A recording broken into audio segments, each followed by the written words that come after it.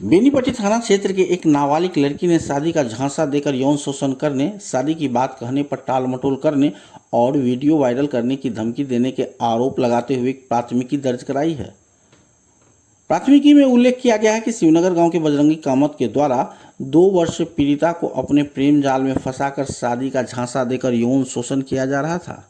पीड़िता जब भी शादी के लिए कहती तो युवक टाल मटोल करने लगता। वहीं विक्रम महतो दोनों का आपत्तिजनक स्थिति में वीडियो बना लिया और सोशल मीडिया पर वायरल करने की धमकी दे पीड़िता को ब्लैकमेल करने का प्रयास किया। नाबालिग लड़की ने यह भी उल्लेख किया कि 13 मई को बजरंगी ने दूसरी जगह शादी कर ली। जब वादनी को इस बात की जानकारी हुई तो वो लड़के के घर पहुंच गए, साथ ही दोनों की कहासुनी उसके पिता को बताई। इस बाबत